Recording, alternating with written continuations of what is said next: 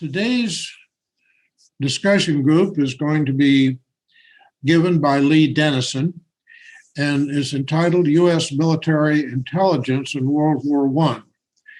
I'll spare you the usual joke about oxymorons and simply ask Lee to get started.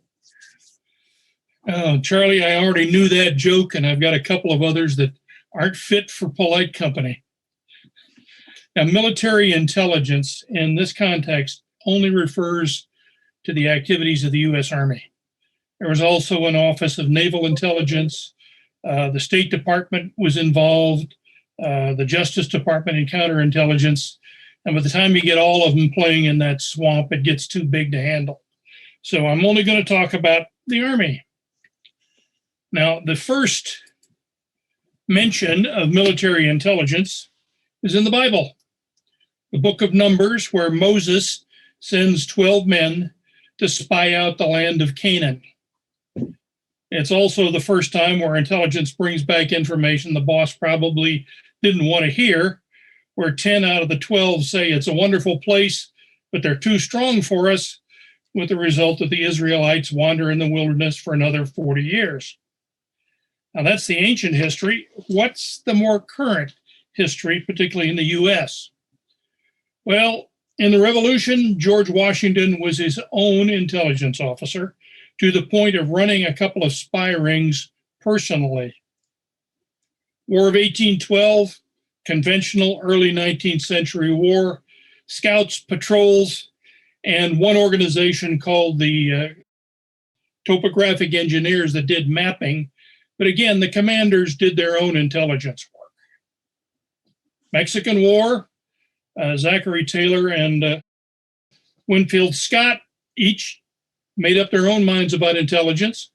The one really different thing was that they recruited an organization known as the Company of Mexican Spies, which was at least partially manned by people that had been broken out of jail with the understanding that now you'll work for us.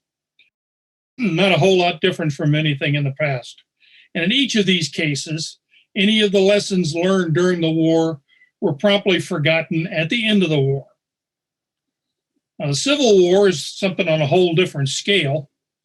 When McClellan took over the Army of Northern Virginia, he hired Alan Pinkerton, the detective, to be his chief of intelligence. Now, Pinkerton was a good detective and managed to find and take care of a pretty good number of Confederate spies around Washington, but he was a lousy intelligence officer.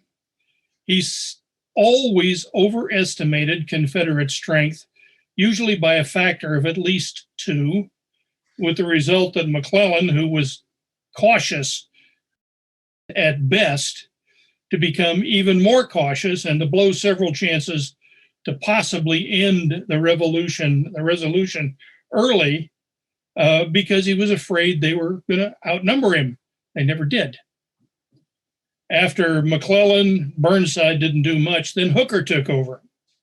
Now, Hooker, for all of his other faults, and there were many, was an excellent organizer. And he put together something called the Bureau of Military Information under a Colonel George Sharp.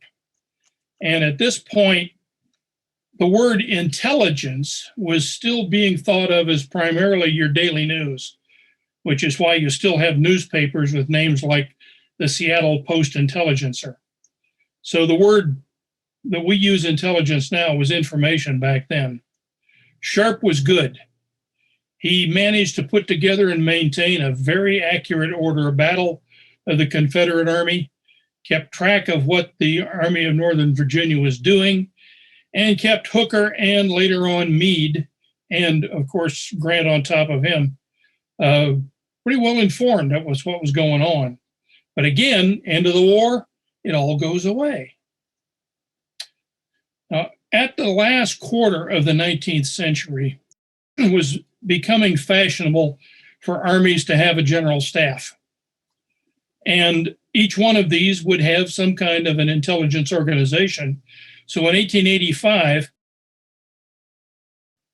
the U.S. Army put together the Military Information Division of the Adjutant General's Department.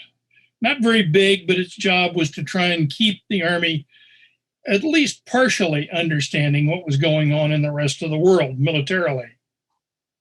1889, we sent out military attachés for the first time, 6 of them who went to the great powers of Europe. None of them particularly high-ranking, and none of them, I have to say, very welcome by the diplomats in the various embassies, but they were there. War with Spain, and afterwards the insurrection in the Philippines.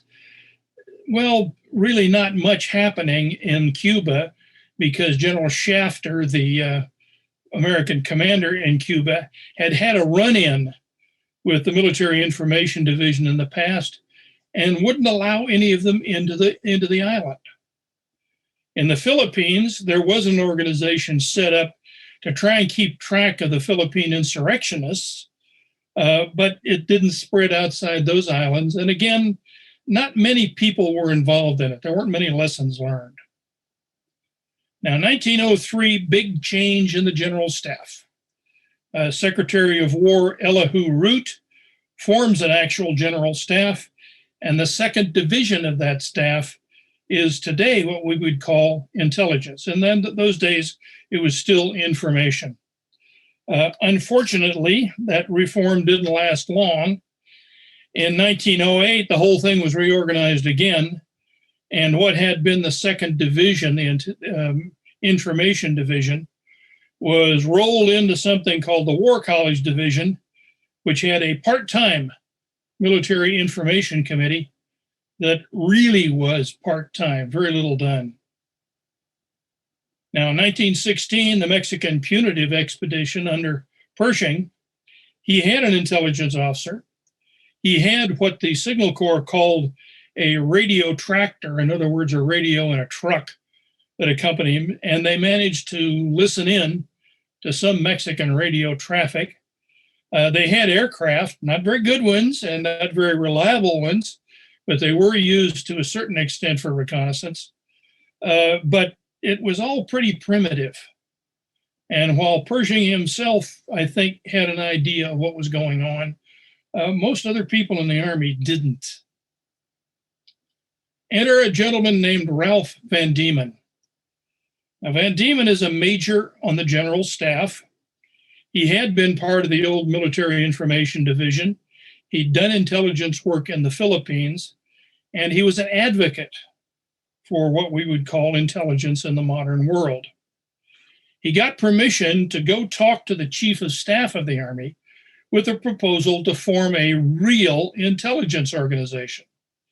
Now, the Chief of Staff at this point is Major General Hugh Scott.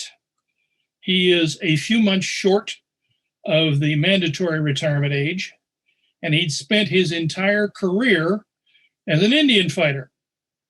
He was considered a specialist and an expert on the Plains Indians, to include having written a book on their sign language, all of which, of course, is a vital piece of information for fighting a war in Europe. And he basically said, if we need to have any information on the Germans, we will simply ask the British and the French for it.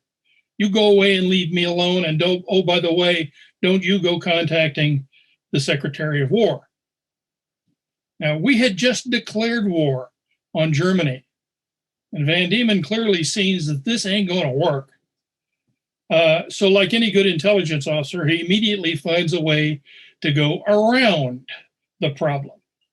Turns out he has some friends, to include the Chief of Police of the District of Columbia, who are also friends with the Secretary of War. So a word in a couple of friends' ears gets to the secretary, and a couple of days later, Van Diemen gets a telephone call from the secretary, come see me. He hadn't approached the secretary had approached him. Goes and talks to the Secretary of War, and on the 3rd of May, 1917, Ralph Van Diemen becomes head of the Military Intelligence Section of the General Staff. And what's important here is that we've switched the terminology. Intelligence is the terminology that the British were using, and Van Diemen had been talking to people in the British embassy and the British military attaché for quite some time. So this is where the U.S. Army goes from information to intelligence. Now, he builds over time an organization that ends up with over 300 officers and 1,200 enlisted personnel in it. To start with, he has 3 officers and 3 clerks. But what I'm going to show you here is what the whole thing ends up being, remembering that this takes time to put together. Start off with, he breaks it down the way the British had into what is called positive intelligence and negative intelligence, for all the jokes that fit in that. In the modern world, it would be intelligence and counterintelligence. Positive intel has an admin section, obviously, a collection section. Now, for the people in DC, this amounts to building a picture of economics, politics, psychology, whatever at a fairly high level is going on in Germany. They're not really involved with anything at the operational or tactical level, and pretty much not anything going on directly in France. They do have a couple of things that they do I'll talk about later. Cable and telegraph. This is a little bit of a cover name. The Army had been given the responsibility of keeping track of anything cable and telegraph going out of the U.S., basically looking for any kind of intelligence-related messages that the Germans might be sending out. What cable and telegraph actually is the code breaking, the cryptography effort. Before they're done, they also have a small group that works with one of what were about 25 different kinds of shorthand that was in use, because they were seeing letters written in various weird shorthands. And believe it or not, a secret ink lab, again, looking for things that might be hidden in letters going outside the U.S. Attachés, they continued to administer the attachés. The count goes up rapidly. Within a very short time after we declare war, there's 26 of them scattered all over the world, and it grows to about 40 by the end of the war. They're doing both legal and maybe not quite so legal collection of information in friendly and neutral countries. Translation, he puts together something called the Corps of Translators. They will take care of translation problems for anybody in government. And by the time the war is at an end, they can handle 33 different languages. Graphics, maps, photographs, these people are going nuts right from the get-go, simply because everybody wants maps. And some of the best maps available of France and Germany are pretty general and pretty old. So they've got a lot of work to do. They do produce many different varieties of maps over time. And finally, right at the end of the war, there is an effort made with officers who are coming back from France to actually start up some schools that teach the field, the tactical intelligence techniques in use in France. But it really doesn't get off the ground in time to be of any use. Now, the focus of all of this stuff is at a pretty high level, not down in the weeds as it gets to in the AEF. Negative intel. Well, first of all, counter-espionage in the military obviously needs to be done. Van Diemen formed something called the Corps of Intelligence Police. Starts off because the people in France have asked for agents that can be sent over to help them deal with what they think is a pretty good-sized threat on the ground. And it goes on from there. And by the time the war is over, there are about 600 counterintelligence agents operating around the country working for Van Diemen. Also, we have counterespionage civilian. This is a bit of a surprise. In the modern world, that's not the Army's business. But The Army had an advantage that the civilian organizations didn't have. They had lots of people, and they could go through and comb out the ex-policemen and so forth and find people that could help. I'll talk about that more in a minute. Censorship. The Army was given the job of censoring not stuff coming into the country, but going out of the country.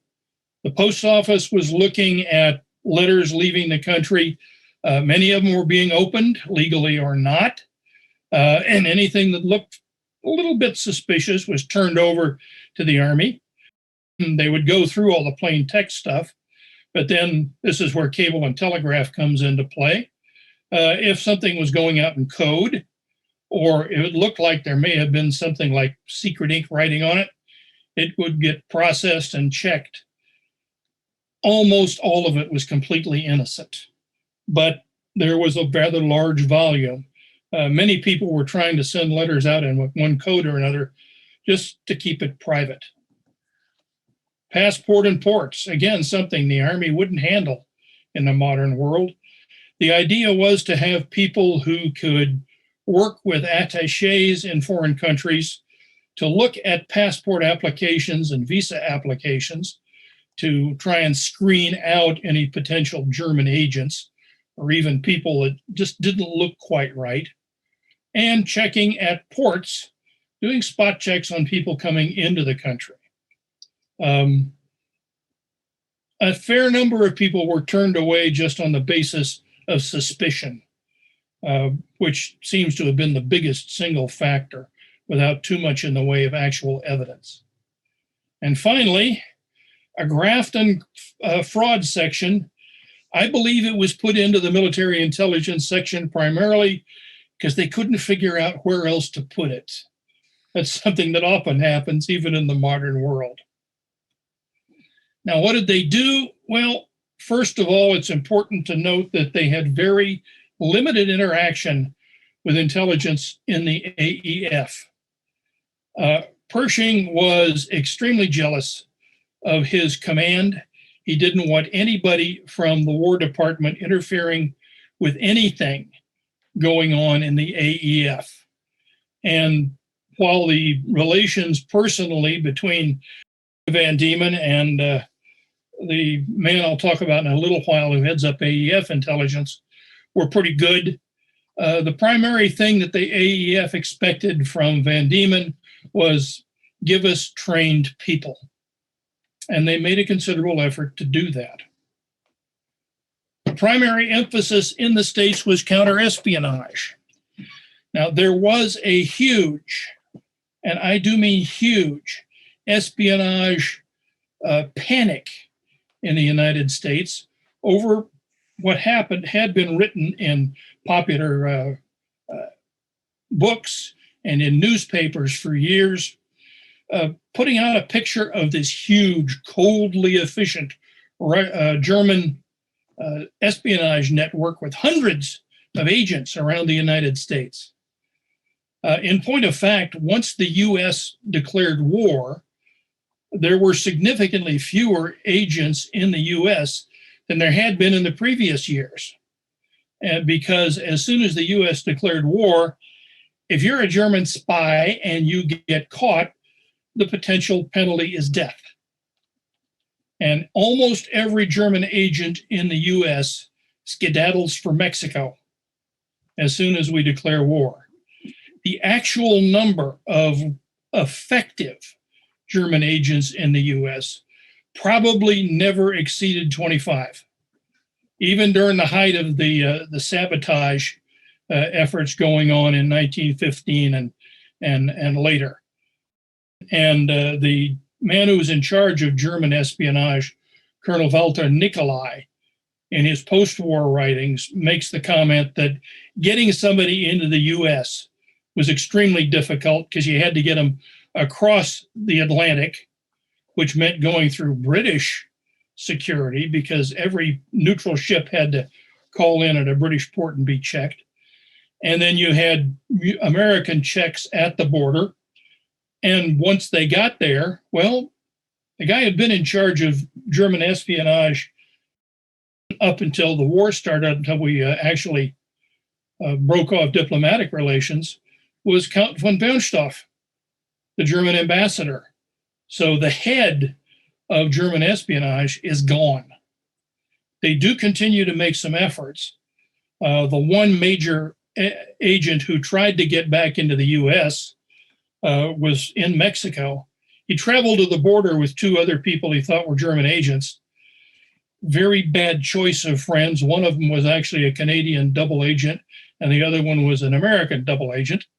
He crosses the border. He's arrested. He's eventually court-martialed and sentenced to death. But his sentence is almost immediately commuted to life in prison. And in fact, in the early 20s, he's released, goes home to Germany, and gets the Iron Cross. Now, the people that actually did the espionage work, first of all, the Corps of Intelligence Police, several hundred of them around the country. Their emphasis was not only looking for Germans, it was also looking for groups that the government didn't much like. Socialists, pacifists, the international workers of the world. Since there weren't really many German agents to look for, most of the effort went after them. They cooperated closely with the Department of Investigation, the Bureau of Investigation, and the Justice Department, but they only had a couple of hundred agents total, and they also had to deal with crime. And finally, somewhat reluctantly, I think, with that wonderful vigilante group, the American Protective League, which claimed a membership of 250,000 and wandered around merrily spying on their neighbors or anything else. They were doing things like they investigated one naval officer because his housekeeper looked German. I am not sure how you look German unless you wear a dirndl or something around, but it's typical of that. They did a lot of looking. They did a certain amount of background investigations, but really they were more of a thorn under the saddle than they were anything else. There were an expanded number of attachés, goes up to 40 by the end of the war. Some of them are actively involved in projects that I'll talk about later. Some of them are just keeping an eye on what foreign governments are doing, what their attitude is, how they feel about the war. Now, one thing that the collection division actually did was to put 12 radio intercept stations on the Mexican border. They weren't keeping an eye on Mexico. They were also listening to radio traffic from further south, because a lot of the Central and South American countries were still neutral. They still had German attachés and German councils present who were doing their level best to stir things up, keeping a track on them.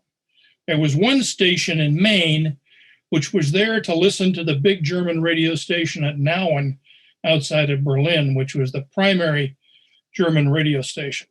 They brought in stuff that was encrypted, and of course it went to cable and telegraph. And finally, cryptanalysis. I've talked about it a couple of times, but there are three people I'd like to mention, because these three people, after the war, have more of an impact on American intelligence activities between the wars and into World War II than anybody else involved in intelligence in World War I. First is Herbert Yardley. He was a code clerk in the State Department, got a hold of Van Diemen somehow or another, got himself commissioned, and he headed up the cable and telegraph section. Slowly built it up over time. By the end of the war, they were able to handle quite a bit of decrypt work. I don't think there was anything particularly special that they handled, but they did keep track on a lot of traffic going in and out. And then a couple, William and Elizabeth Friedman. Now, they had been working for an eccentric millionaire at a place called Riverbank Laboratories in Illinois before the war. Their employer believed that Shakespeare's plays had actually been written by Roger Bacon. And they were employed to go through the plays and find the secret codes hidden in the plays that proved it. That got both of them deeper and deeper into cryptography.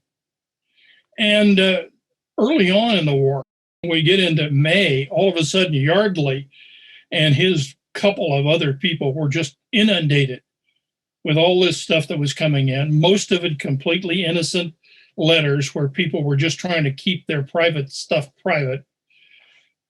But somebody discovered the Freedmans out in Illinois, so they began sending messages out there to be decrypted. And a little bit later, they began sending Army officers out, people who were going to go to France, to get a course in cryptography, which they got from the pair of them. Now, early in 1918, Yardley finally had enough people to handle the work himself. Friedman gets a commission and is sent to France and becomes the premier expert on cryptography for the AEF. Elizabeth Friedman stays at Riverbank for a little while, then goes back to her family for a while her husband is overseas, but she comes back into the game later. I will talk about all three of these people further on. Enter the second big name in intelligence, Dennis Nolan. Now, Nolan is, like Van Diemen, a major in the general staff. He hasn't had the kind of intelligence background that Van Diemen had, but he had the advantage of having worked directly for John Pershing on a couple of previous occasions. And Pershing was a lot more comfortable with staff officers that he knew. That's not an uncommon phenomenon in the Army at all. But Nolan, in the middle of April, shortly after Pershing is assigned as the new AEF commander, gets a telephone call from Pershing's chief of staff, James Harbord. And Harbord invites him to dinner that night. They're still in D.C., but wait and come after dark so nobody sees you arriving, all very cloak and dagger. Nolan goes. He goes in, and Harbord informs him that he has been picked to be the intelligence officer on Pershing's staff. He gets to pick 2 or 3 others initially, and off he goes to France when Pershing takes off with the Baltic, the SS Baltic, to go to France. Now, the first thing that Nolan does when he gets to France is immediately to go and begin talking to the Allies about their experience, starting with human intelligence, the oldest form. What he finds out is that reconnaissance and observation, as it's been previously known, is been set on its head. You know, previously you'd send out patrols, cavalry, or on foot to look for the enemy. You'd set up observation posts well ahead of your own positions to find the enemy. Well, you ain't sending reconnaissance patrols very far across the front lines on the Western Front. And putting observation out ahead of your lines is a good way to get them killed. Now reconnaissance has mostly become aerial, which is a skill nobody in the U.S. had. And observation basically is being done either from the trenches themselves or from a little ways to the rear. But observation also becomes aerial, both aircraft and balloons. Interrogation is key to order a battle. Prisoners, refugees, and deserters, but it's perishable. Anything a prisoner knows in 5 or 6 days is not worth the effort. Refugees, they can tell you stuff, but they often don't understand what they saw.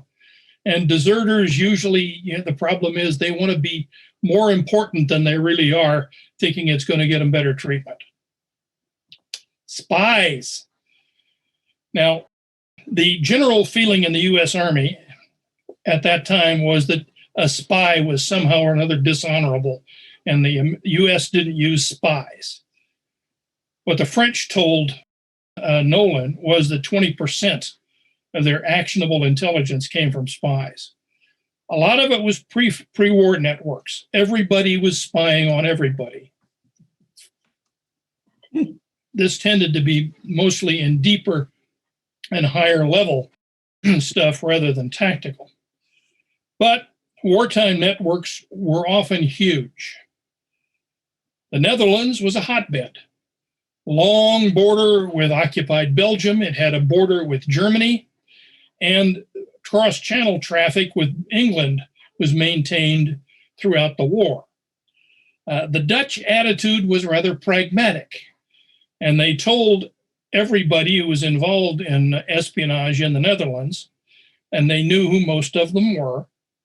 Basically, there are a set of rules. One, spy on each other all you want.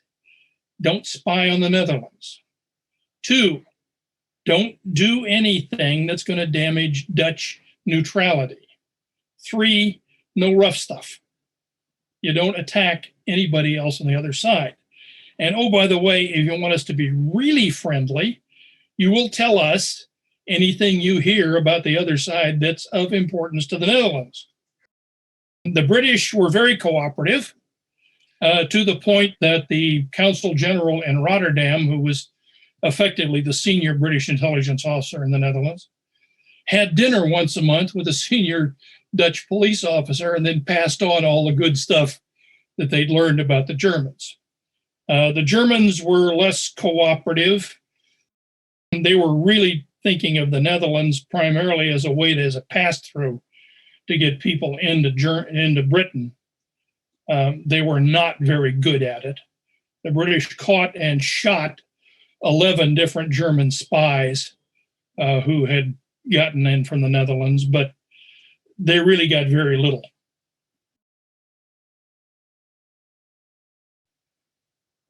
The French and Belgians built some rather extensive spy networks into Belgium. Now, as you recall from a couple of presentations ago, at one point the Germans built an electric fence all the way along the border between the Belgians and Netherlands, because otherwise it was just about as porous as you could get.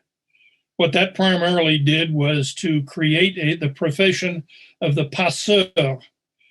This was a person who specialized in getting other people through the fence, either by cutting it using big rubber gloves, or one thing I think is rather clever, you take a wooden barrel, you knock the bottom and top out of it, and you just stick it through the electric wires. The wood is non-conductive, so you can just crawl through the little tunnel and you're on the other side.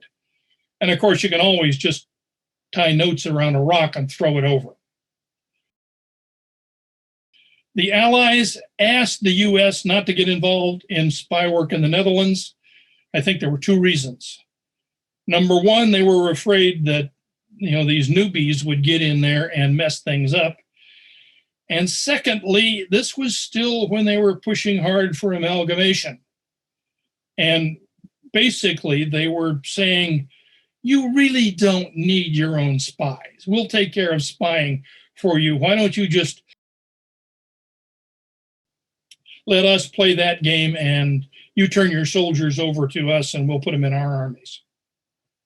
Switzerland was like a playground for spies. Had two open borders with allied countries, Italy and France.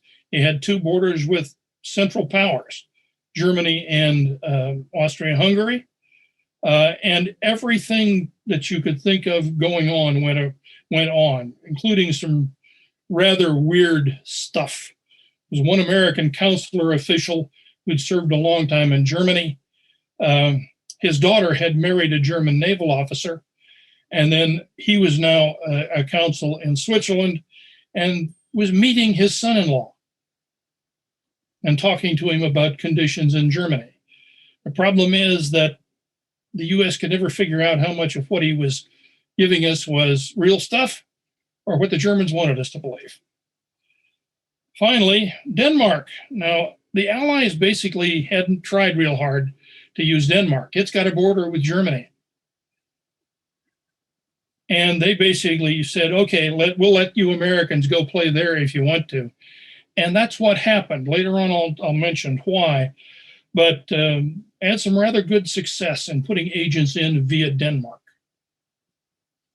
Aerial reconnaissance. At the start of World War I, for us, the United States had 9 airplanes, all of them obsolete. We had one old French-built aerial camera, almost useless. And we had members of Congress who would say things like, "Why all the fuss about airplanes for the Army? I thought we already had one." Well, initially, reconnaissance from the air was eyeballs. And of course, the famous quote from Foch well before the war was, "L'aviation est zéro," aviation's nothing. They suddenly figured it was something. After all, it was a couple of French pilots who first identified that von Kluck had turned from south to southwest, and that a gap was appearing between the German First and Second Armies. Once trench warfare was established, photography, photint, became very important. As long as things were mobile, any photograph you take is overtaken by events by the time you land. All of a sudden, when things stabilize, it becomes very important to know what's going on. 2 roles played by aerial reconnaissance: artillery spotting and intelligence collecting. They differ rather considerably, and they both develop radically over the course of the war. I mean, artillery spotting to start with was the pilot going out, seeing something, flying back to the artillery battery and dropping a note to them attached to a streamer so they'd see where it was. Intelligence collection, again, initially eyeballs from the air, but a lot of development over time, all of which Nolan was educated on. He was also told to be aware that there's a competition for resources. And this comes up later on in the US, but the people who want to use aircraft to fight with don't want to have aircraft used up, in their opinion, for just going to look at things. Whereas the intelligence side of things needs aircraft to go out for reconnaissance. Now, photography itself, well, the first photograph was taken in 1826 out a window in France by a man named Joseph Niepce. Within 30 years, photography had evolved enough that the Crimean War is the first war to have been covered by photography. And yes, British officers actually did wear those hats in combat. Not sure how you kept them on your head at times, but that's the way it was. And finally, by the time we get to World War I, photography is worldwide. Everybody knows how to do it, but the problem is finding the best way to do it from the air. Now, aircraft evolve as fast as everything else does. This is an Henri Farman MF-11. It's the early war reconnaissance aircraft. Both the British and French use it. It can motor along at all of 65 miles an hour and reach an altitude of just a little over 10,000 feet. They did initially use it just an observer looking out the front. They tried to use cameras with it, but a handheld camera with the vibration and so forth and so on doesn't give you very good photography. By the time we get to the point that the US is ready to start flying, aircraft have evolved considerably. This is a Salmson 2A2, and the A2 indicates that it's actually a photo reconnaissance variant of the basic aircraft. It's obviously much larger than the Farman. It's 50 miles an hour faster, and it has over twice the ceiling, over 20,000 feet. It's well armed. It's got a machine gun controlled by the pilot, synchronized firing forward, and 2 Lewis guns controlled by the observer on a flexible mount. And there's space inside the fuselage for the camera facing down vertically through a port in the bottom of the fuselage. This is considered to be the one that the US thinks is the best suited for photographic purposes by the time we get into the war big time. Although there are literally dozens of other types of aircraft, good and bad, that are used for aerial reconnaissance and photography at one point or another during the war, both twin seat and single seat. Cameras. Well, there were a lot of cameras around. I'm sure most of us have seen at one time or another those ones with the old expanding bellows and so forth. And those were actually some of the first ones that were tried. They don't work very well, particularly in the high wind when you're up in an airplane. Both the British and French developed their own types of aerial cameras. The one here is called an A type. It's British. The aircraft is an FB-5. It's still a pusher with the observer forward, but it's advanced over the Farman.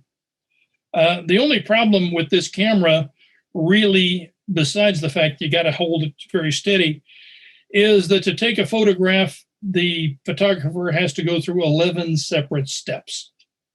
You're up in an airplane, maybe being shot at. Not the ideal thing.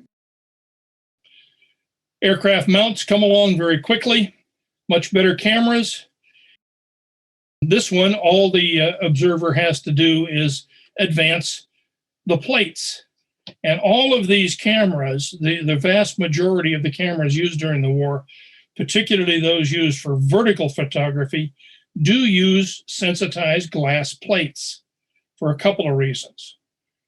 First of all, the glass plates are more stable at altitude and the temperature changes that go on as you climb.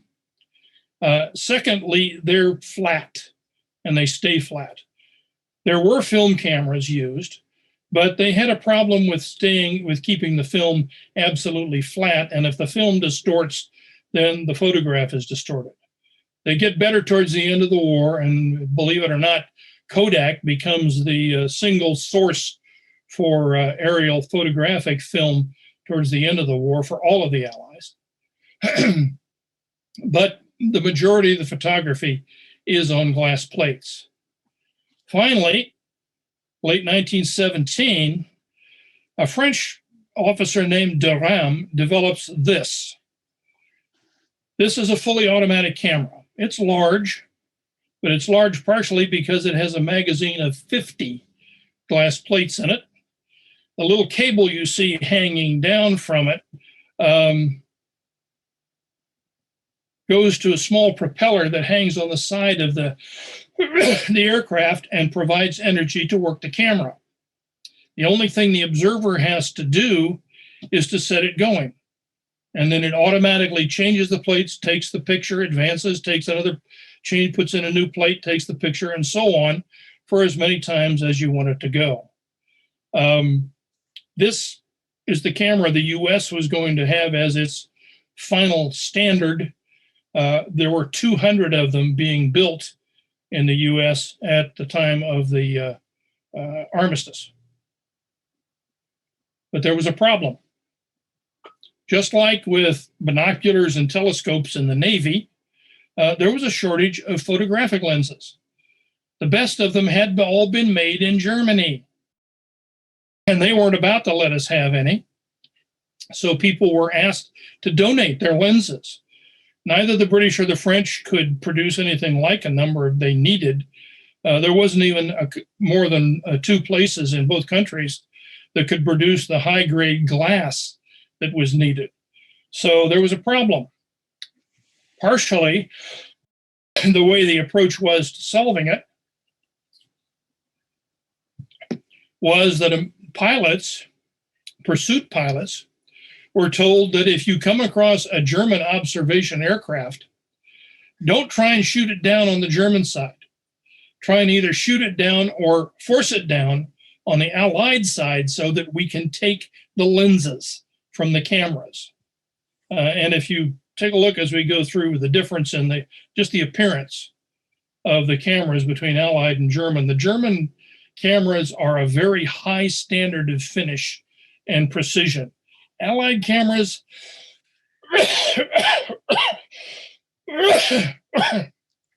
not always so much. Now, balloons. Of course, we used balloons in the Civil War and then basically forgot about them. The French had actually done away with their balloons a few years earlier, but they brought them back as they saw the threat of war growing. The early ones had a few problems. You will see that they are connected to the ground by a single cable. They do have a telephone going to the ground, but he's also got pigeons in case the telephone doesn't work. And these early balloons were all round balloons. And you get in any kind of wind, they begin to spin, they bob up and down. And there was a serious issue with the observers getting airsick. Well, the French go to work and they develop a completely new design of balloon. Between the shape and the fins, it stays nose into the wind. It's quite stable. And as you can see, it's connected to the ground by multiple cables. So it can be moved, it can be held stable, it can actually take up 2 gondolas. It can go higher with a single than with 2, but 2 gives you more eyes. It is inflated with hydrogen. Helium, it existed, it was known, it was available, it was incredibly expensive. The only source of it was gas wells in the American Southwest. And the U.S. didn't really feel like sending large quantities of this very expensive rare gas overseas. Of course, the Germans couldn't have it at all. But hydrogen worked. Signal intelligence. Both listening into the enemy and direction finding. Early on, the ones who made the best use of it were the Germans against the Russians, who proceeded to send out almost all of their orders in plain text. Germans intercepted, and of course, knowing what your enemy is going to do is useful. Tannenberg and the Masurian Lakes being the first, but the Russians kept it up for a long time.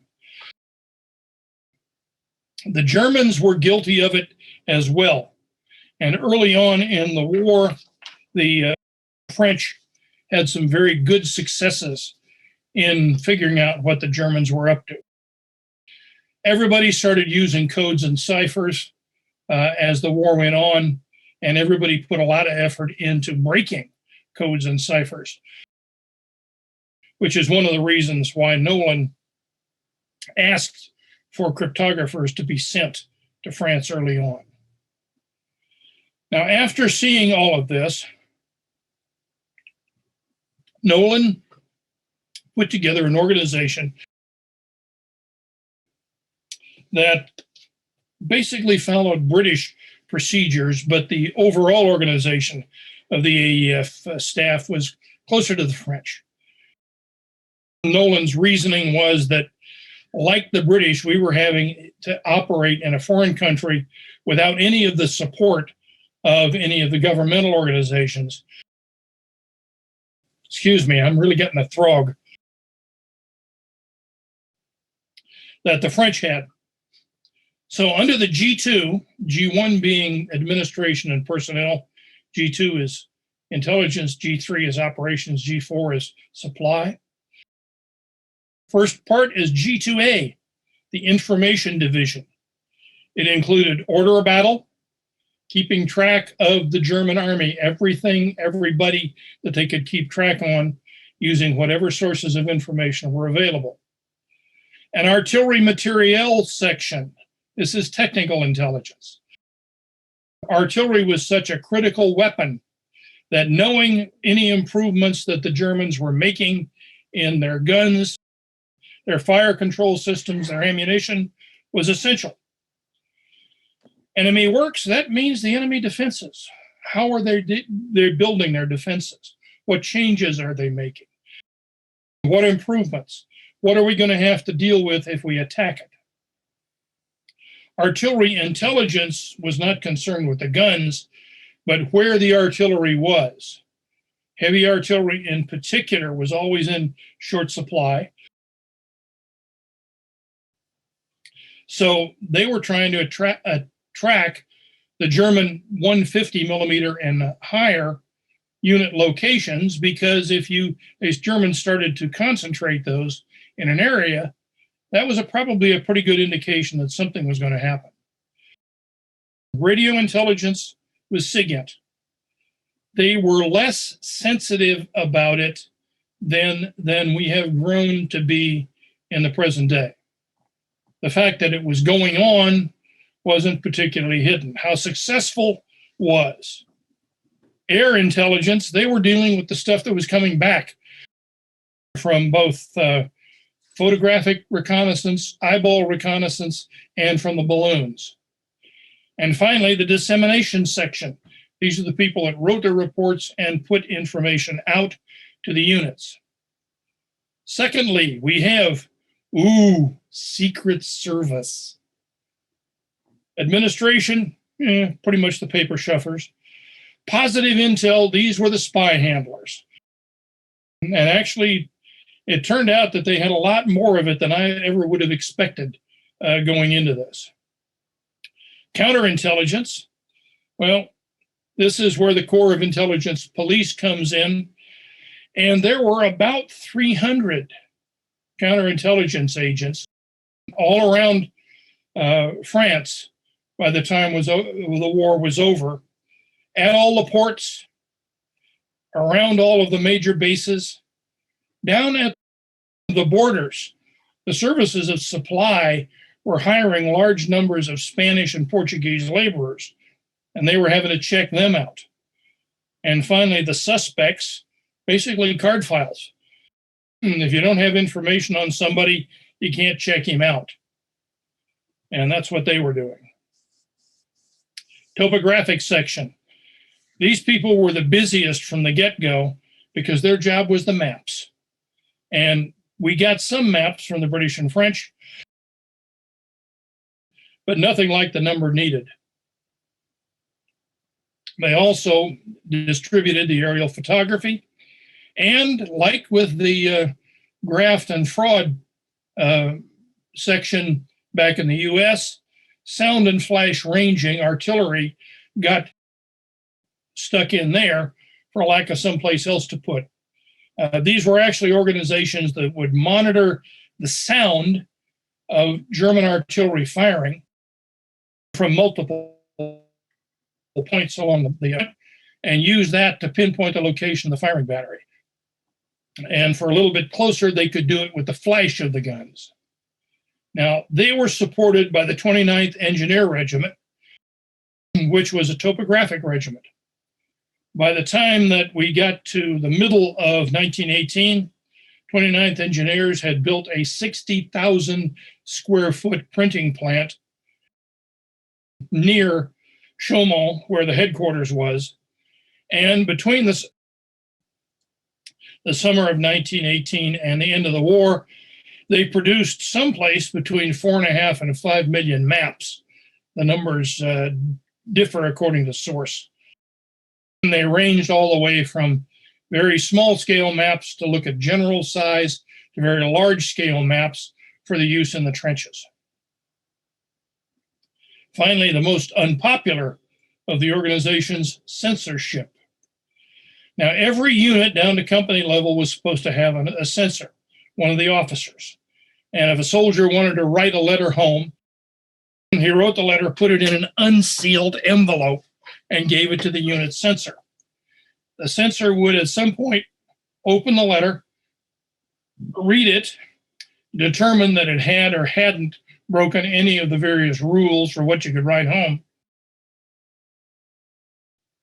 and either cross out or literally cut out the stuff that broke the rules, or return it to the soldier, or if it was okay, send it on. If you didn't want somebody in your unit to read it, you put it in a special blue envelope, and it was passed up the line and read by a more senior unit censor. They also had to deal with The press, publicity, they were responsible for generating propaganda, and there was a lot of it, mostly distributed by aviation leaflets dropped over German lines. And they had the wonderful duty of the Visitors Bureau. Anybody who's ever been in an Army headquarters knows what the Visitors Bureau is. It's the biggest pain in the tuchus that you can possibly imagine, because you get anybody and everybody showing up and wanting to know things, whether they should or shouldn't. Now, Nolan himself was the G2, and this is what his workday looked like. Arrived to the office at 8:30. He read the overnight documents, and he personally went through them with a blue pencil and marked the things that he thought that Pershing ought to see. As he'd also get summaries from his various sections as to what the important stuff was. There would be a general staff meeting presided over by the chief of staff. His job was to give him what the Germans were doing for the past 24 hours. These were generally very short meetings. These were awfully busy officers, and sitting around at a meeting, well, we all know about meetings. Then something that was rather unique. There was a scheduled one-on-one with Pershing at the master situation map in the headquarters. Nolan was the only staff officer who had a scheduled FaceTime with the commander. Others could see him. They could make appointments if they needed to.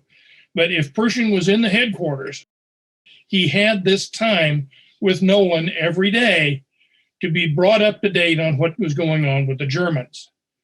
The second thing that's unique is this master situation map.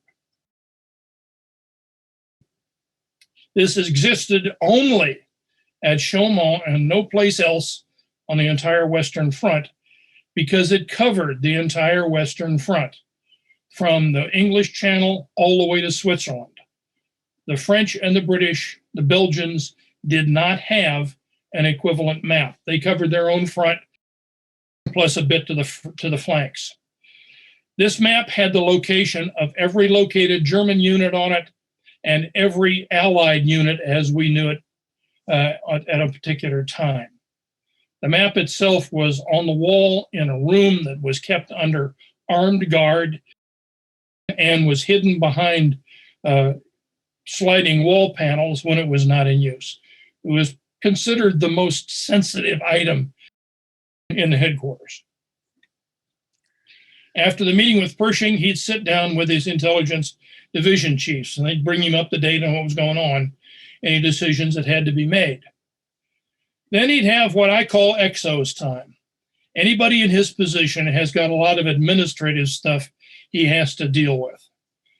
This is a time when his executive officer, his admin officer, brought all of the papers that needed signing to him, brought in all of the personnel decisions that he had to take, brought in anything else having to do with the everyday running of the intelligence section. Then lunch, probably for about an hour. Then after lunch, the part that most staff officers dread most, appointments and visitors. Now, these could be anybody. It could be senior people from the U.S. It could be liaison officers, British or French or even Belgian. It could be people coming from either Army or Corps level who had something that needed to be discussed. You're never quite sure what's going to happen, but it's his XO's job, by the way, to screen out the people who don't really need to see Nolan personally and get them pushed off to whoever else can take care of them. Finally, starting about 4 o'clock, he gets the updates from his various sections of what's happened during the day, and he approves something called the press communique. Now, there's actually 2 of these. One of them is what's going out to the American press from the G2's viewpoint of what's happened in the day. The other is a collection of press clippings, basically, from Allied press and from the press of the Central Powers. After all, German newspapers were sold, and Austro-Hungarian newspapers sold in Geneva. And a member of the attaché staff, the Army attaché staff in Geneva, went out every single day and bought at least one copy of every German or Austrian newspaper, and occasionally things like Turkish newspapers even would filter in. They were then sent by train across the border into France. The G2 maintained a border station at the first stop inside France. The papers were handed off, given to a motorcycle messenger, and they were in Chaumont in about 3 hours. And so the longest delay between publication and arrival in the hands of the G2 staff in Chaumont was about 48 hours when the weather was really bad. And this press communique was a very popular publication. Everybody wanted it. When you look at the press, you see two things. You see what the press says, and if it's an enemy newspaper, you see what the enemy would like you to believe. So this is one of those cases where you read very, very carefully between the lines. Then he'd go off and have dinner, and then come back, and the last part of his day is approving the 3 primary documents sent out of the headquarters. The summary of intelligence is the most sensitive. This is what we would call all source in the modern world. It's everything you got that's very important. It also acknowledges what the source is of a lot of this information. So if you've got a particularly good radio intercept, it'll say that. It's a very sensitive document. Distribution is extremely limited. The summary of information will have some of that same stuff in there, but the sources are concealed. It may be more generalized.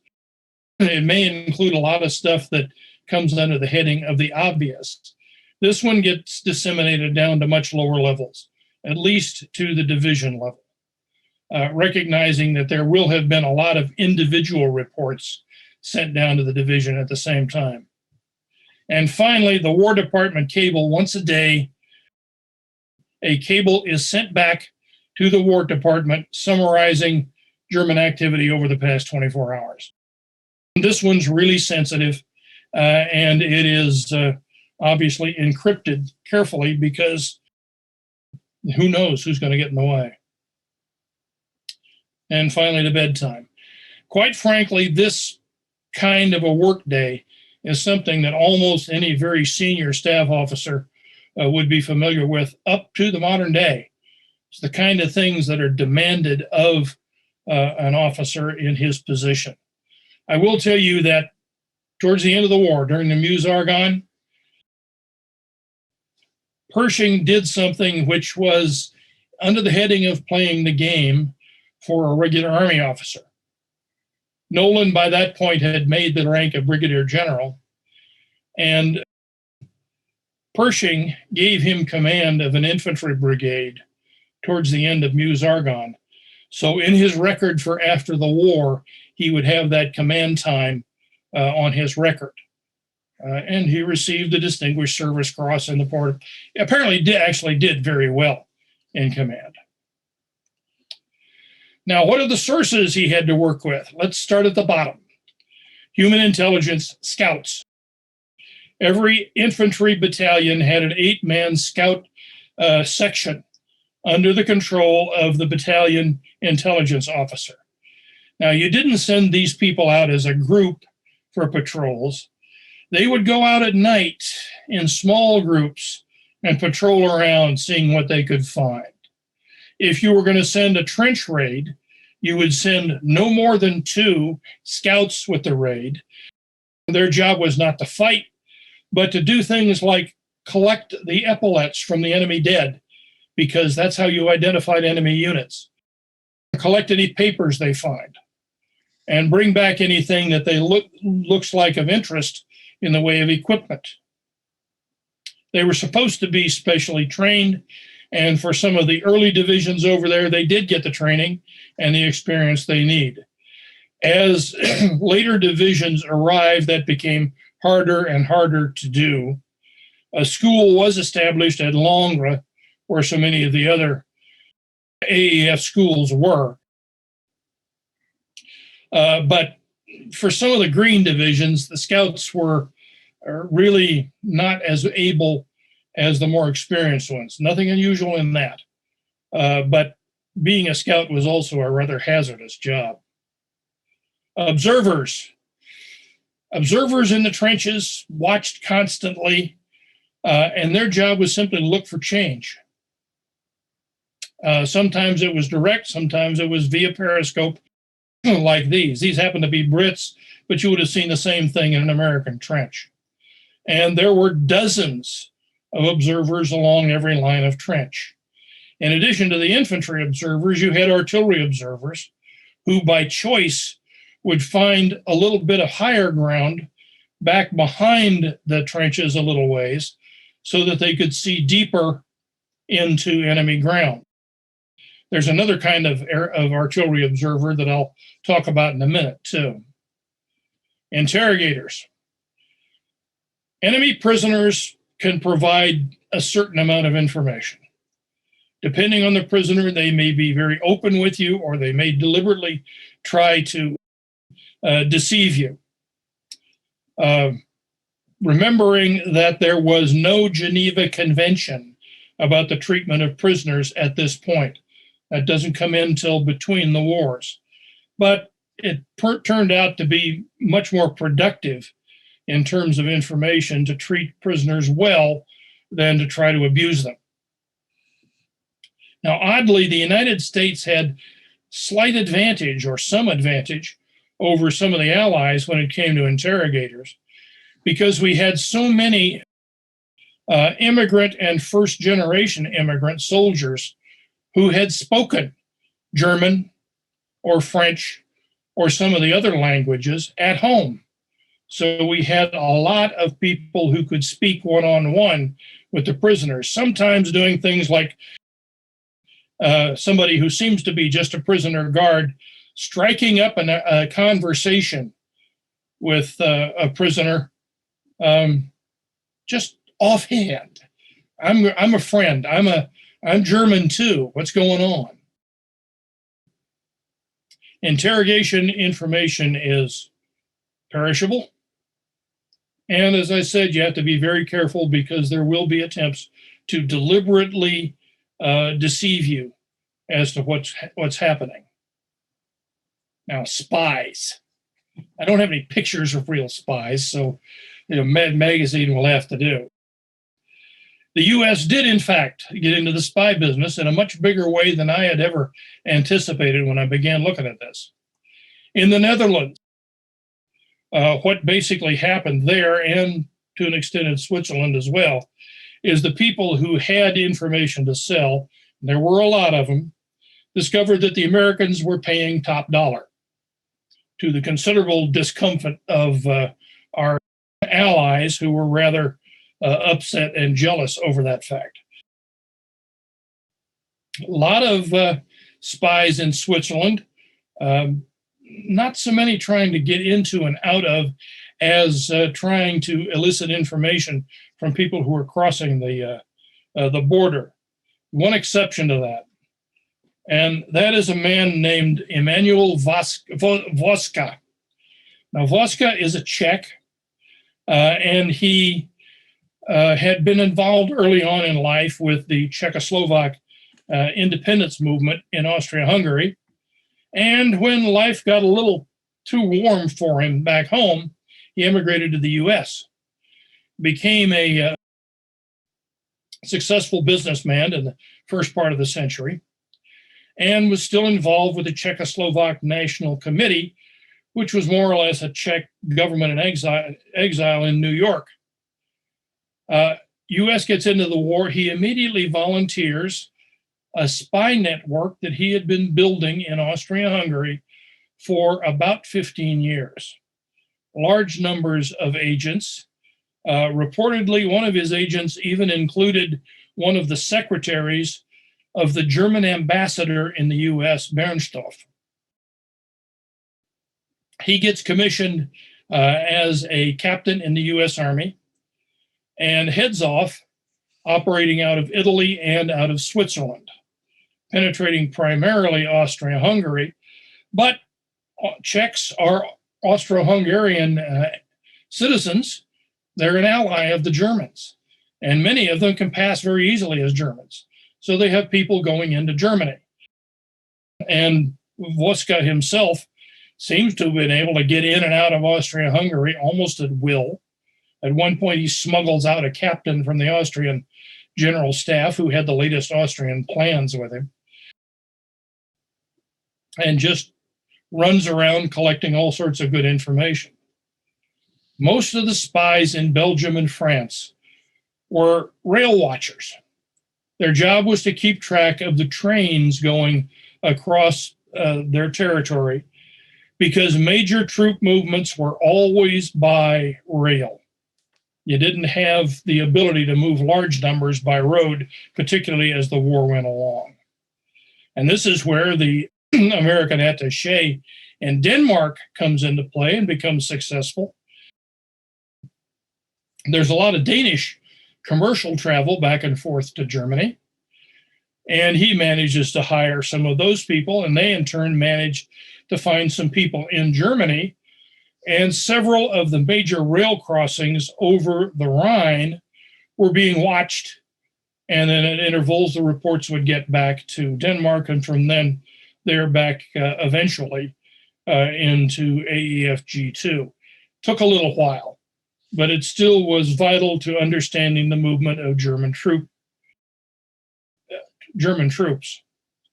Now, the strangest one, and the one that still bugs me because I can't find anything that tells me how they did it, is that AEFG2 managed to hire a complete pre-existing Russian Tsarist spy ring operating in Germany.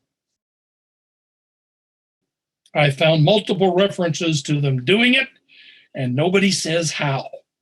So whether they managed to do it in Paris, because there were a lot of Russians in Paris, or perhaps in Switzerland, where there would have been some elements of this, or maybe even back in Petrograd, in the space between the time that the Tsar abdicated and the Bolsheviks took over. Believe me, I'm still going to be looking into that one. And these were oftentimes very effective. Two of them seem to have managed to get into the Krupp Essen works, having disguised themselves as workmen there, and actually saw the Paris gun being built. But when the report got back, none of the Allies believed them until the shells began falling on Paris. So we played in the game at a fairly large level. The British had executed about a dozen German spies getting into the UK, stood them up against a wall in the Tower of London and shot them. I couldn't find how many the French executed. I presume a lot of them were kept quiet, and I wouldn't be surprised if there were a fair number of just summaries that were done.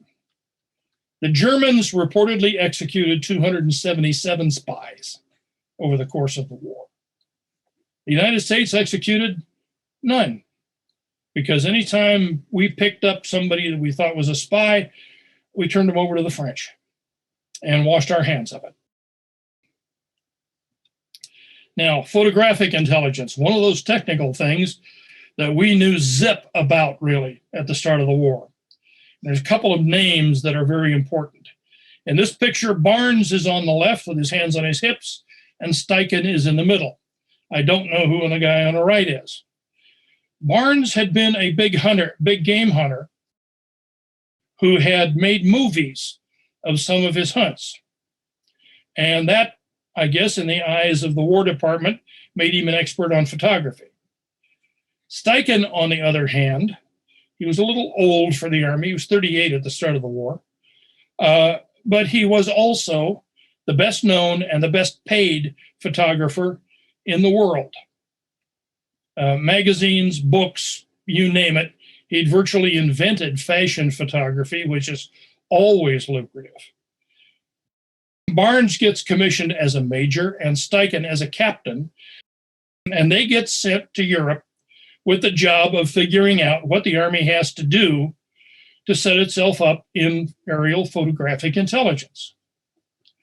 Well, they identify three elements. First is the air crew. Obviously, they have to know how to fly, but it's a different kind of flying than people like Rickenbacker are doing. You know, pursuit pilot flies out and looks for trouble. An aerial reconnaissance pilot is given a place and a time to go to, things he is supposed to take photographs of at a specified altitude and very often a specified speed, and then to get his tail home with the photographs. He's not there looking for glory. So it's a very disciplined but rather constricted kind of flying. Secondly, are people to handle the cameras and make the photographs from negatives into positives. That's a squadron photographic section of the air service as it goes to later. One handheld camera, one short vertical camera, for longer vertical cameras. And you remember the DRAM? Well, there's one DRAM there.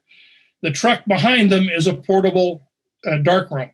The problem is, at the start of the war, we got nobody that knows anything about any of these. So they need a lot of training. Plenty of people know how to develop photographs, but not under the conditions they are going to endure on the Western Front. And finally, photo interpreters. Looking at an aerial photograph is not like looking at a snapshot. And particularly when you get to the fine detail of things, of figuring out what one specific tiny change on a photograph means, it's as much art as it is science. And the problem is, again, we had no one who'd ever done this to any extent at all.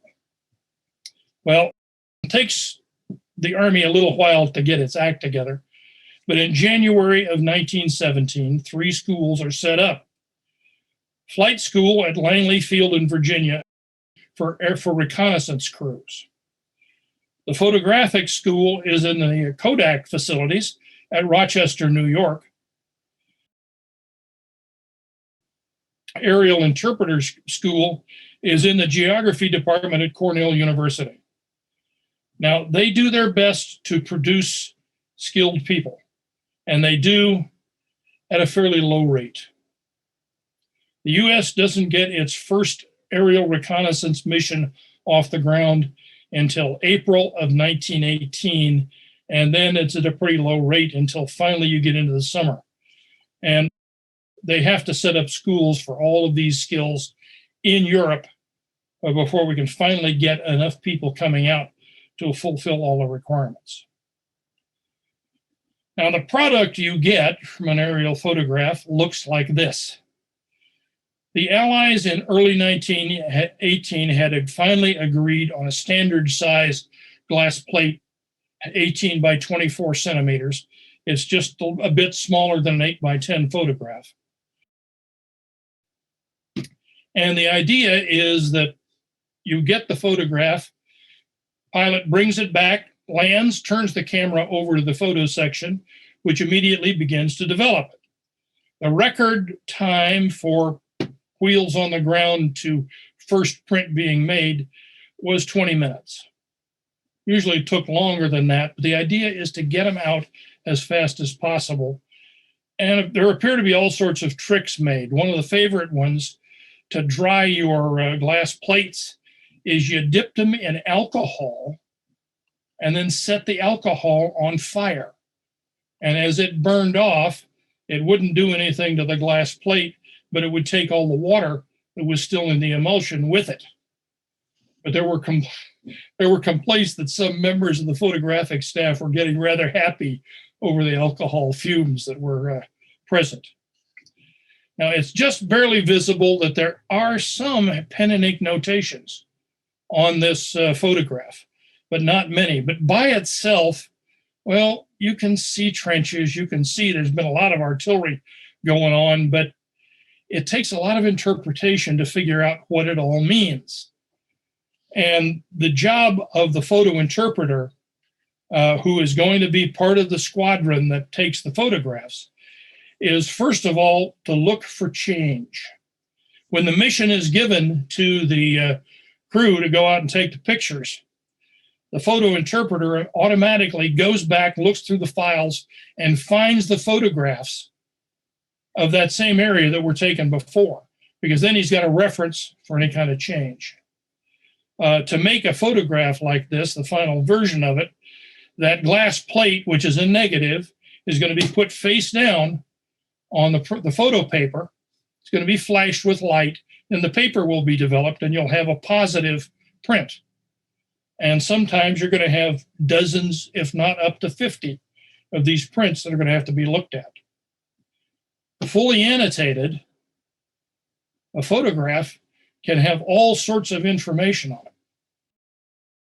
By choice, they prefer to have the photographs taken relatively early in the morning, because shadows are one of the most important things that the interpreter can use to figure out what it is they're seeing on the ground. And by taking the photographs early in the morning, you then have a day to work through them and get the information out. This happens to be British, but the US was doing much the same thing. From those, you can make trench maps. One of the things they will do, for example, is to turn a photograph into a magic lantern slide and project it on a map on the wall and simply trace that information onto the map. These things could be produced in many scales. This one is 1 to 20,000, which would be kind of a medium scale map. It's not 1 to 20 in this photograph, by the way. But down to about 1 to 8,000 for use in the trenches themselves. And they make them by the thousands. And including photo mosaics, where they paste these things into a long, thin strip. At this point, the pilots have just brought the first batch of photos in, and the interpreters are starting to work through them. And something else that was new in this war was stereographic photography. I presume we've all seen those stereographs that used to come with 2 photographs, and you could look through it and see a 3D view of some place in the world. Well, this is the same principle. You take photographs that are somewhat overlapping, you put them down and look at them through 2 slightly divergent lenses, and it fools your brain into thinking it's 3D. And you can pick up an awful lot of information from that. Although there actually are people who can't do it. They can't make their eyes work in order to see 3D that way. Now, the US went into this war with almost nothing in the way of balloons. We were told very early on that, particularly for artillery, balloons were essential. So the U.S. went to work. U.S. industry managed to put out more than 1,000 balloons during the course of the war. And we ended up, by the time the war was over, with 17 balloon companies, which amongst them did over 1,600 active balloon ascensions, and twice that many in training. We lost 48 balloons.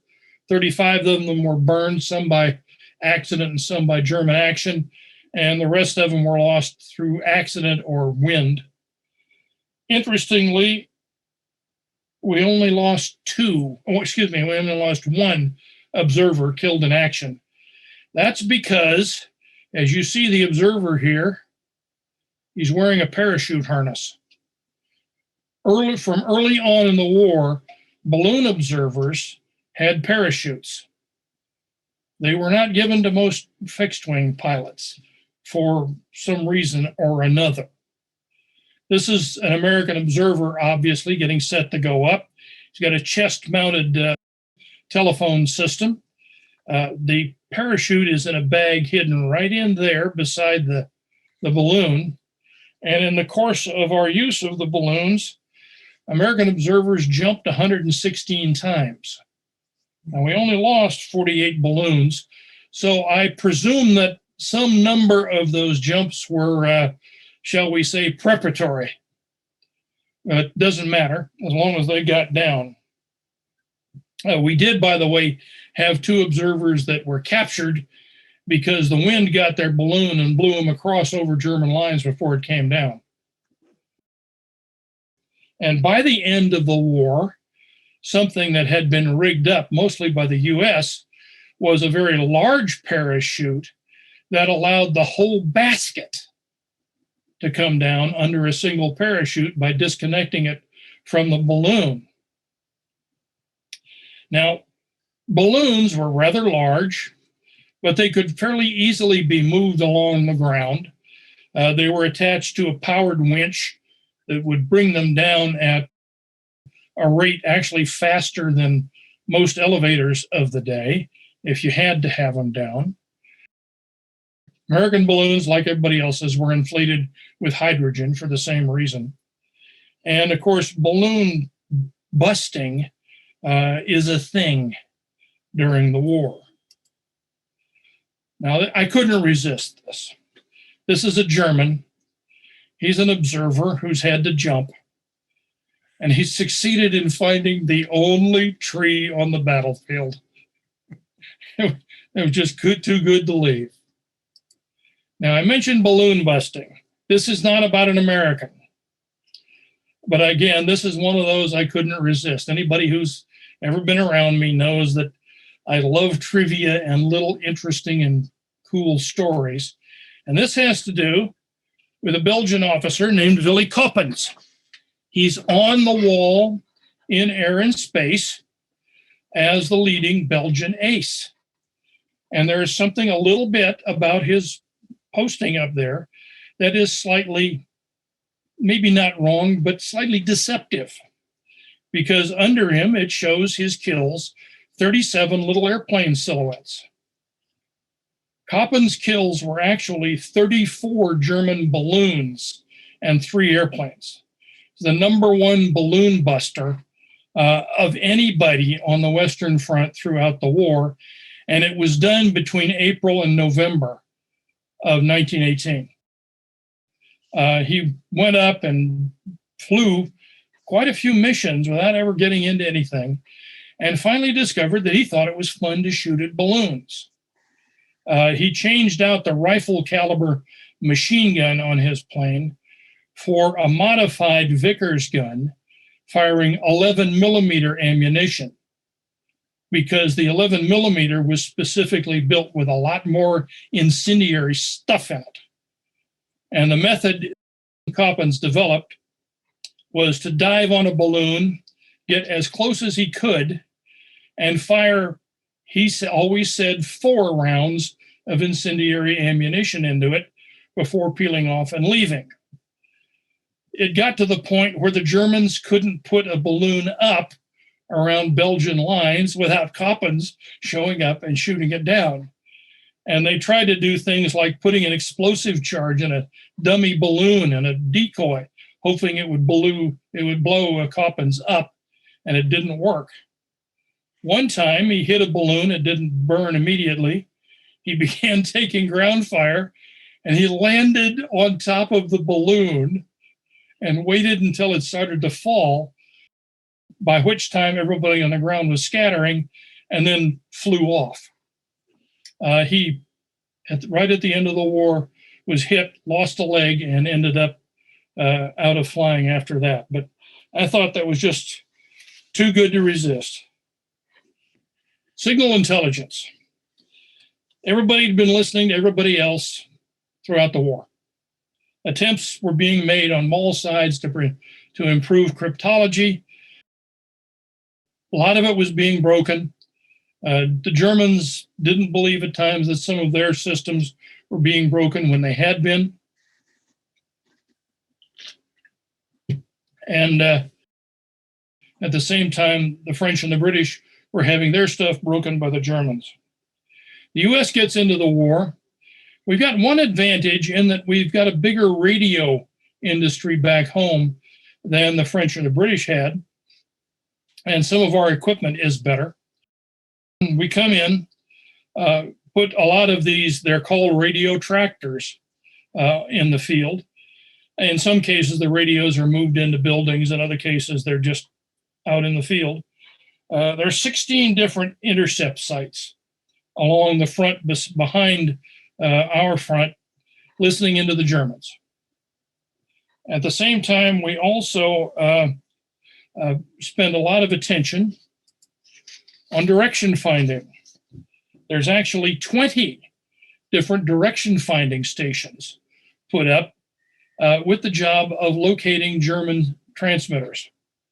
If you get 2 or 3 different directions from various stations, you get a pretty good idea of where German stations are.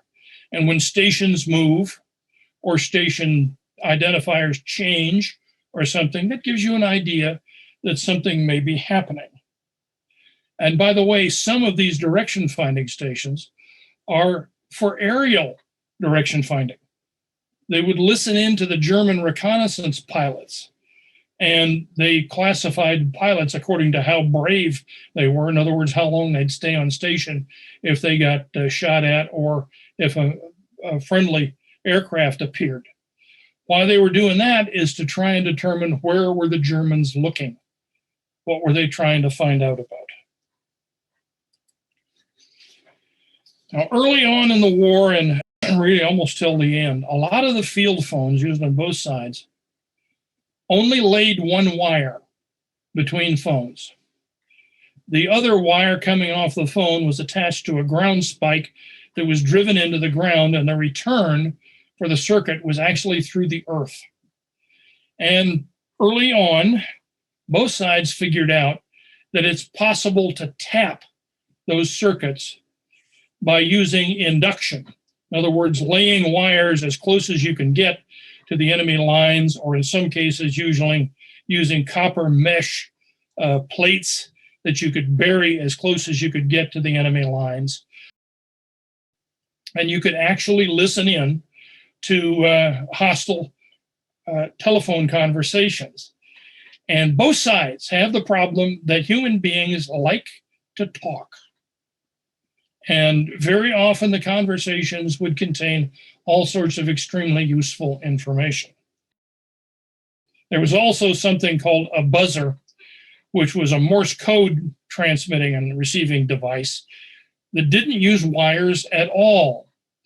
The two lines, the two wires coming off it, were each attached to ground spikes that were driven into the ground. And the receiving station would also have lines out like that. And you could transmit Morse code up to about 3 kilometers. Only problem is that one goes in all directions as well. So both sides were doing their best to listen into what the others were doing. And there were dozens of these listening stations set up on both sides because it's a limited range. You can't hear too far away.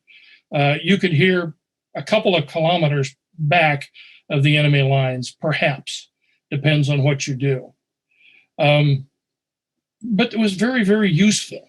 And there were many measures taken to try and stop it. If you start an electrical generator nearby, the electrical fields from the generator may mask a lot of your talk.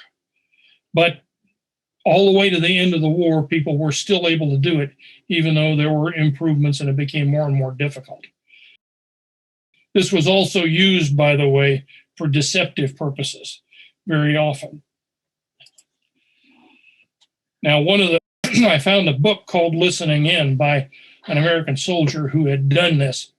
And he described the stations where they were as being of three different types: a hole in a building, a hole in the ground, and a hole in a hole. So this was hardly the most comfortable of ways to do things, but very vital. And of course, everybody knew the other guy was listening in. The enemy is listening. Be careful on the radio. We had the same kind of poster. And actually, part of the radio section's radio intercept job was to listen into our own transmissions to find the people who were not doing what they were supposed to do when it came to signal security. Now, here, let me get a little technical for a minute. Cryptology, literally the study of hidden writing. This is the Zimmerman telegram, probably one of the two most famous cryptograms in history. The other one being the famous Japanese telegram that didn't get delivered on time before Pearl Harbor. People often use the term codes to mean almost any kind of cryptography. There's a little difference in a couple of versions. Ciphers are the simplest, if you can call them simple. A cipher changes the letters of a message. A transposition cipher just changes the order that the original letters are in according to some way that everybody understands so you can unscramble them on the other end. A substitution cipher changes the original letters out either for new letters or symbols, but you've got the same number of letters usually that in the original. Now, the oldest cipher gets called the Caesar cipher because supposedly Julius Caesar used it. All you do is have two alphabets, and you decide that in the new alphabet, letter A in your original message is going to become letter T in the new one, and so forth around. It's ridiculously simple to solve, particularly if you have a number of messages. But believe it or not, that is the state of cipher discipline in the United States Army on the day we declared war. Exactly that simple. Now, the British, back in the middle of the 19th century, had come up with something called the Playfair cipher. And for a long time, it was thought to be unsolvable. It encrypts messages by two letters at a time, which makes it much harder to solve. So when the first American signal officers go to France, the question is, are you still using Playfair? And the answer is no, because we found we can solve it in 30 minutes. Ciphers continue to be used for many different reasons. They get much, much more complicated. But it becomes obvious that we're going to have to go to codes. Now, the difference between a code and a cipher is a cipher works with the letters. Codes work with words, phrases, and sentences. This is not the best example I could find, but it's the one that I could get into a form that you can see on the screen. You find out what you want to say, then you turn that into a group of random letters or numbers, usually in groups of 5. Why in groups of 5? Well, because before the war, the cable and telegraph companies had decreed that 5 letters meant a word, and you got charged by the word. Now, the most common code that the U.S. military had at the start of World War I was the commercial code, which you could buy on the open market, and the purpose of which was to make it cheaper to send a telegram. Now, what actually happened that we knew we had to have better codes. So the Signal Corps went to work and put together what was called a trench code. And they thought it was going to be pretty useful. But the chief signal officer said, let's get G2 to see if they can break it. So they gave a batch of messages encrypted in this first code to G2, and 24 hours later, they had them all back in plain text. So that code went out the window. What happened was that a long series of codes were generated,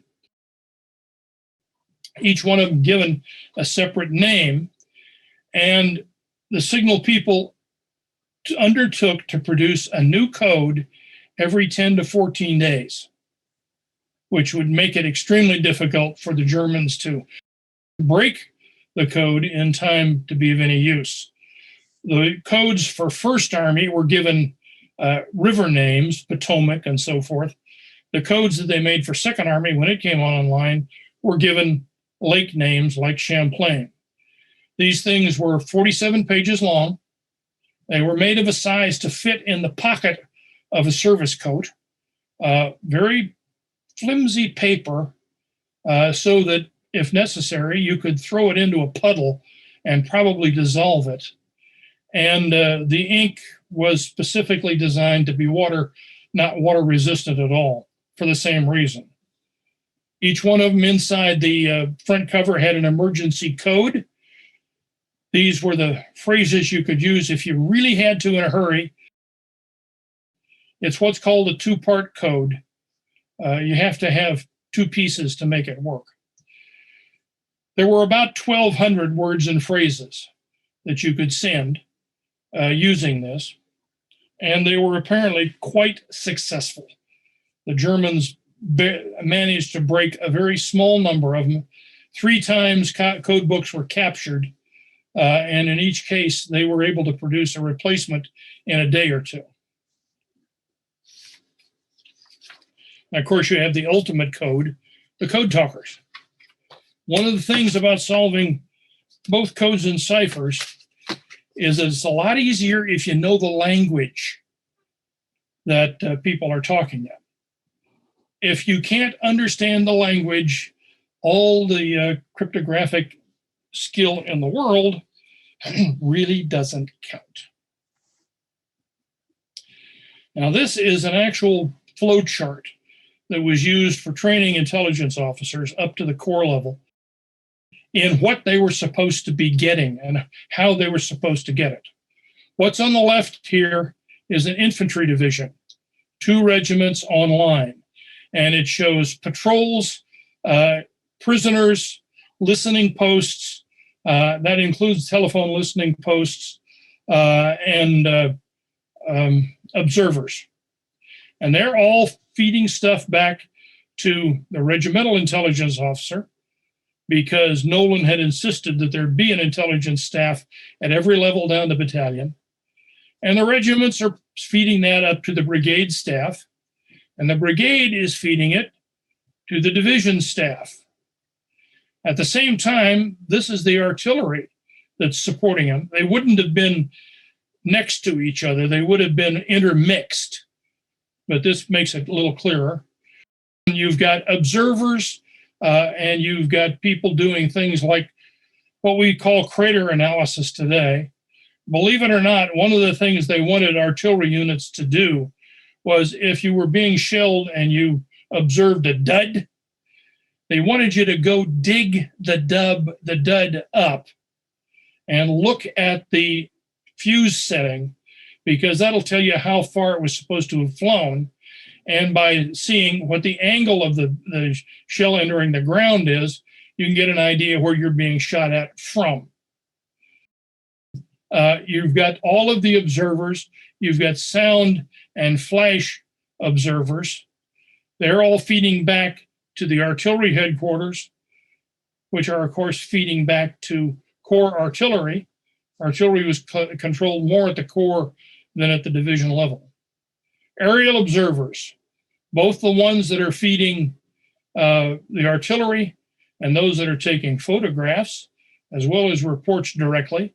Balloon observers, and over here, there's your radio intercept and radio direction finders going back. Doesn't show spies because that's controlled from the AEF level. goes back to all of the elements of the Corps headquarters, where they get fed out to the different consumers throughout the Corps that need the information. It's an effective and reasonably efficient operation, and it continues to grow until the end of the war. Armistice. Well, that does not mean the end of the road for intelligence. First thing that happens is that because the armistice agreement requires the Germans to withdraw on a schedule and to give up rather vast amounts of material on the way, you got to track them. They have to be followed. Allied ground units are supposed to stay 2 days behind the Germans.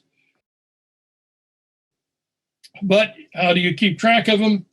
Aerial reconnaissance. Again, we're back to eyeballs because it doesn't do any good to take a picture of people marching. But it's a continuous process. And the aerial observers also have to identify the dumps of equipment that the Germans are required to leave behind in order to meet their requirement of the armistice.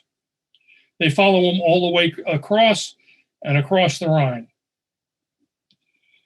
And they all, by the way, they also thoroughly scout the routes that American forces are going to have to take as they go towards Koblenz and the occupation zone in Germany.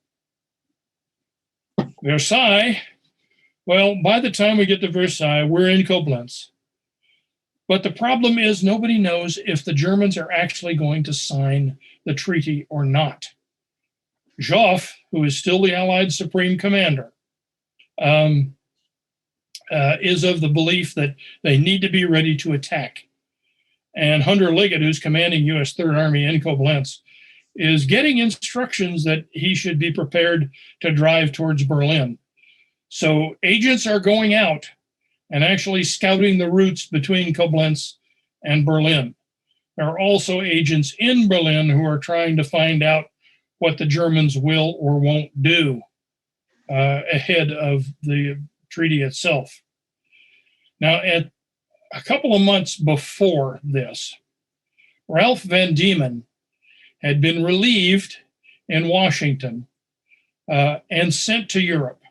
He was a regular officer as well, and people were looking out for his career pattern, just as they were for others, because if you didn't have any time in France, well, when the time came to compete for promotions back home, you were probably going to be at a disadvantage. He was sent as, quote, a special observer for the War Department and wandered all over France looking at different intelligence operations. When Nolan was given his brigade, Van Diemen took over for a while as the G2. After the war, Nolan stays in Chaumont for a while, being the G2, but Van Diemen is given the job of security for the American party at Versailles. He has about 60 Corps of Intelligence police agents who are just guarding to make sure that nobody gets at any of the secret papers, nobody finds out what Wilson plans to do. Just basically the whole security job. Now, when the Germans actually do sign the treaty, the whole hubbub about invading Berlin goes away and things begin to fade. Van Diemen and Nolan, along with others, go back to the United States. Interestingly, neither of them ever have anything to do with the the G2 section, the intelligence section of the General Staff, except for one short period right at the beginning of World War II. They fall back into the career pattern of any other regular officer. They both have higher commands and eventually retire as major generals. Van Diemen gets called back as an advisor for a little bit at the start of World War II, but that's it. Steichen The photographer, by the way, his companion in arms just sort of disappears back into civilian life. Steichen goes back to being a hugely successful photographer. In the 30s, he's making $500,000 a year. Come the start of World War II, he volunteers to go back. The Army won't take him. The Navy does. They make him the chief of naval aviation photography as a commander. And all the photography and both motion and still you see of the naval aviation in the Pacific is either by Steichen or under his control. Gets to the end of the war, goes back as a photographer. He's getting older, becomes the curator of photography for the Museum of Modern Art for a while before he passes away in the late 60s. Herbert O. Yardley, the cryptographer. After the war, he becomes head of a cryptographic organization for the State Department.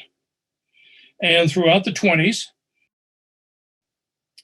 he concentrates on all kinds of foreign diplomatic codes. His triumph is probably 1921, the Washington Naval Conference. He breaks the Japanese diplomatic code so that he knows what the Japanese are willing to accept in terms of their limitations, and passes that, of course, to the American negotiators, and the Japanese end up with a whole lot less than they were hoping to get. 1929, the crash is going on. The government is losing money out of budget left and right. There's a new Secretary of State, Henry O. Stimson. Now, there's two stories about this event. One, that Stimson found out what Yardley was doing, and Yardley apparently boasted to him that he was even reading the Pope's material, at which point Stimson said, "Gentlemen, don't read each other's mail," and terminated it. The other is, and probably more likely, that it was simply a case of, I don't have the budget to maintain this kind of thing any longer. Yardley had always been paid out of secret funds. He wasn't on the list any place of people working for the government, so he got no pension. What he did was write a book about all of the code-breaking stuff that he did, called The American Black Chamber. It became a bit of a bestseller, translated into Japanese. Japanese were really not happy about all of that. But basically, Yardley, they discovered, hadn't done anything illegal because of the fact that everything he had done never was brought under the standard classification system.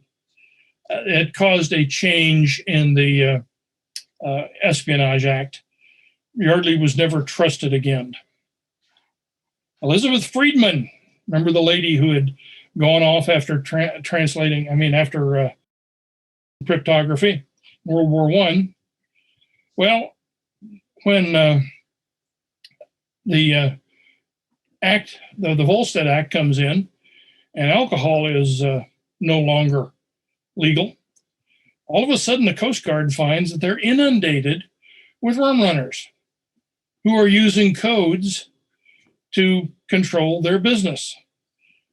The Coast Guard needs somebody to help. They recruit Elizabeth Friedman, who becomes the cryptographer in chief for the Coast Guard, and merrily breaks all of these ciphers, and most of them are not complicated, for rum runners,